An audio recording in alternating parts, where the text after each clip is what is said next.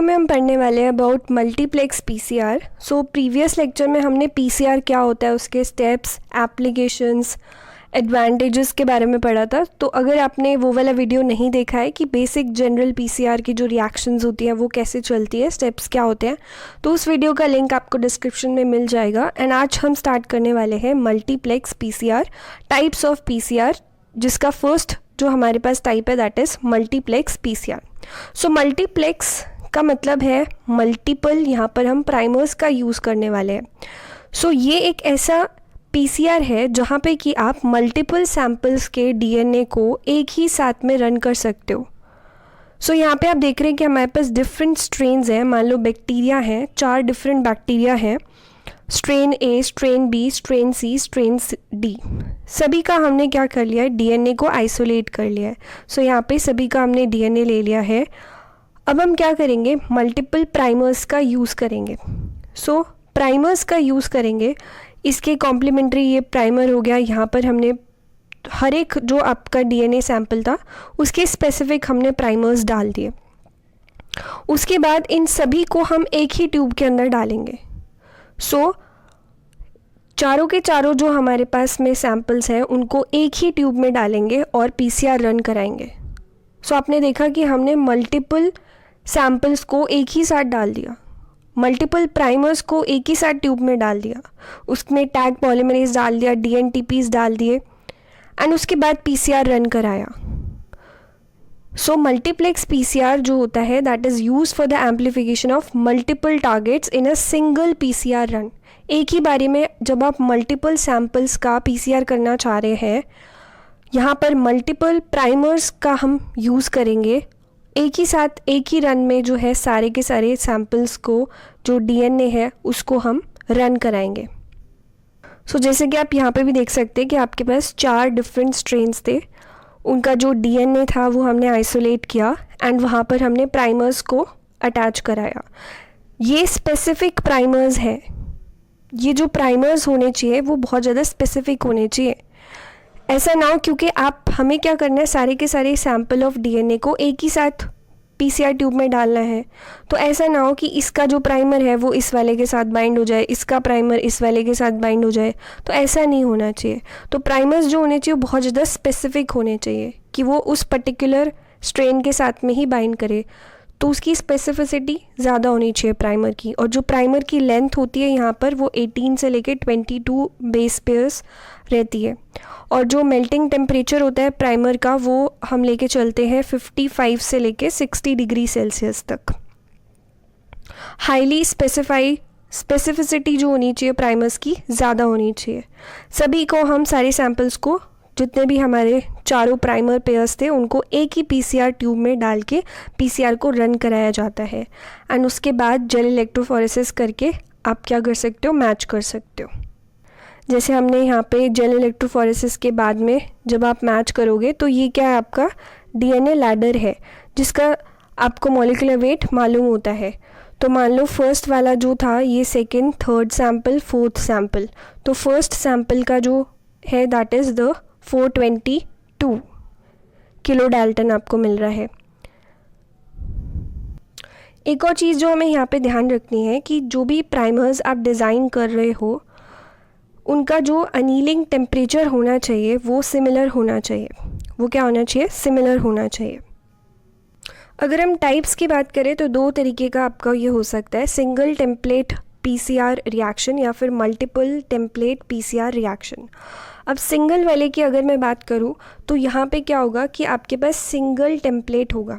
हमारे पास क्या होगा, सिंगल डीएनए का सैंपल है लेकिन उसी में आपने मल्टीपल प्राइमर्स को लगा दिया। एक प्राइमर इधर लगा दिया, एक इधर लगा दिया, एक इधर लगा दिया, तो एक ही पे आपने बहुत सारे प्राइमर्स लगा दिए इस तरीके से। तो आपके पास एक ही सैंपल था डीएनए का, उसी में आपने मल्टीपल प्राइमर्स लगा दिए, तो वो होता है single template PCR reaction. Multiple template PCR reaction में क्या होता है, इस वाले के केस में आपके पास बहुत सारे क्या होने वाले हैं, टेम्पलेट होने वाले हैं एंड उसके बाद आप यहाँ पर प्राइमर्स को लगाओगे। तो यहाँ पर मल्टीपल टेम्पलेट्स आपको देखने को मिलेंगे और उसमें आप फॉरवर्ड और रिवर्स प्राइमर्स लगाते हो।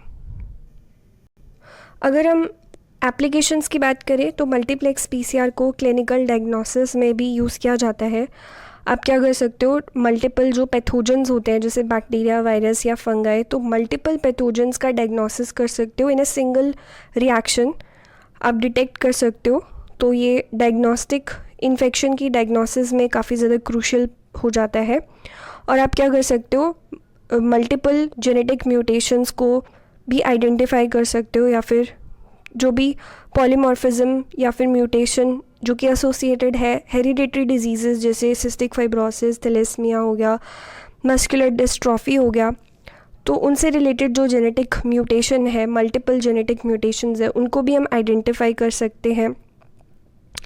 देन यहाँ पर हम क्या कर सकते हैं कि ड्रग रिस्पॉन्स, फार्माकोजिनोमिक्स में भी पीसीआर का यूज़ किया जाता है जेनेटिक वेरिएशन पढ़ने के लिए, क्योंकि हर एक जो इंडिविजुअल होता है उसका जो रिस्पॉन्स है टुवर्ड्स द ड्रग वो डिफरेंट हो सकता है। हो सकता है कि एक बंदे के लिए जो ड्रग काम कर रही है, उसको ट्रीट कर रही है, वो दूसरे बंदे के लिए इनइफेक्टिव हो। तो हमें पर्सनलाइज्ड मेडिसिन्स बनाने में भी हेल्प हो सकती है अगर आपको पता चल जाए कि क्या जेनेटिक वेरिएशन हो रही है दोनों इंडिविजुअल्स में। देन है कि हम इसको फॉरेंसिक साइंस में भी यूज़ कर सकते हैं। अगर क्राइम सीन से आपको कोई सैंपल मिला है तो मल्टीपल सैंपल्स को आप एक ही बारी में एक ही पीसीआर रन में हम एनालाइज कर सकते हैं, एम्पलीफाई कर सकते हैं और फिर उनका एनालिसिस कर सकते हैं। सो इन्वायरमेंटल एंड फूड टेस्टिंग के लिए तो आप क्या कर सकते हो, मल्टीपल जो माइक्रोबियल कंटामिनेशन होती है उसको डिटेक्ट कर सकते हो इन वाटर, फूड और soil samples. Then agricultural biotechnology to detect the pathogen resistance, तो हम क्या कर सकते हैं कि मल्टीपल प्लांट पैथोजेंस को भी डिटेक्ट कर सकते हैं। That will help us in management of the plant diseases. Then research में भी हम यूज़ कर सकते हैं कि हम क्या कर सकते हैं, मल्टीप्लेक्स पीसीआर से मल्टीपल जेनेटिक वेरिएंट्स जो है या एसएनपी जो है मल्टीपल इन अ पॉपुलेशन, कितना जेनेटिक वेरिएंट्स आ रहा है उसको स्टडी कर सकते हो, आइडेंटिफाई कर सकते हो। इवोल्यूशनरी स्टडी में भी यूज़ कर सकते हो और जीन एक्सप्रेशन का स्टडी हम कर सकते हैं। तो ये हाईली एफिशिएंट होता है। सो यहाँ पे आप क्या कर सकते हो, multiplex PCR allows us for the simultaneous amplification of multiple targets in a single reaction. Single PCR run आप करते हो जिससे आपका टाइम भी बचता है, आपके रिसोर्सेज भी बचते हैं। द सेकेंड इज़ कि ये कॉस्ट इफेक्टिव होता है। ऑब्वियसली अगर आप एक चीज़ तो आप बार बार कर रहे हो, बार बार आपको पीसीआर लगाना पड़ेगा, तो बार बार आपको रिएजेंट्स यूज़ करने पड़ेंगे, तो वो ज़्यादा कॉस्टली है। लेकिन यहाँ पर आप एक ही बारी में मल्टीपल सैम्पल्स को पीसीआर रन करा रहे हो, तो यहाँ पर जो रिएजेंट कंजप्शन है वो भी कम होगी, तो आपकी जो ओवरऑल कॉस्ट है वो भी कम लगने वाली है। So it can analyze multiple targets in a single reaction. That will save your time also and reagents also. Third is the sample conservation, कि यहाँ पर बहुत कम sample required होता है, तो अगर limited samples है तो हम ये कर सकते हैं। अब इसकी कुछ disadvantages भी होती हैं।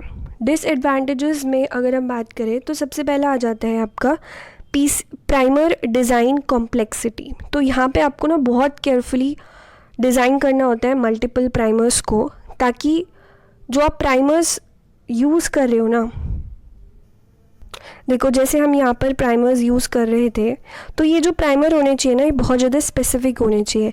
ऐसा हो सकता है कि अब सबको सारे के सारे जो आपके सैम्पल डीएनए आप एक साथ डालोगे, सारे प्राइमर्स को एक साथ डालोगे, तो हो सकता है कि ये प्राइमर इससे बाइंड कर जाए, ये वाले इससे बाइंड कर जाए, या फिर क्रॉस रिएक्टिविटी हो सकती है, राइट।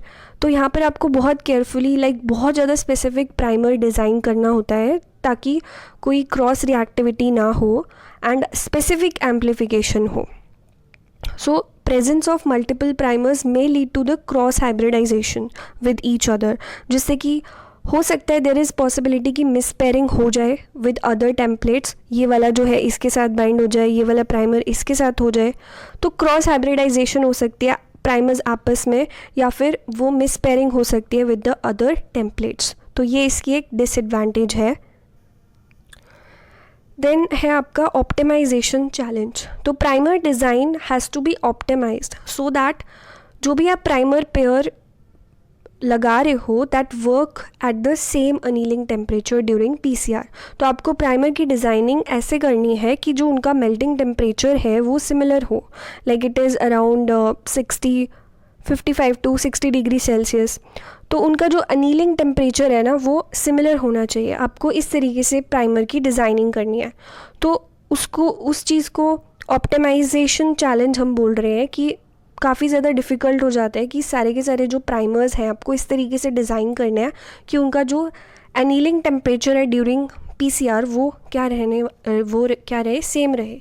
तो ये भी हमारा एक चैलेंज हो जाता है। Third is require the precise handling. आपको चाहिए लाइक प्रॉपर हैंडलिंग स्किल्स चाहिए ताकि कोई कंटामिनेशन ना आए। So that was about the multiplex PCR. Coming videos में हम बाकी के टाइप्स भी डिस्कस करेंगे, जैसे क्यू पीसीआर है, आरटी पीसीआर है। सो आज के लिए इतना ही। अगर वीडियो आपके लिए हेल्पफुल था तो प्लीज़ अपने फ्रेंड्स के साथ भी शेयर करें, एंड अगर आप चैनल पर नए हैं then please subscribe for more updates. Thank you and have a great day.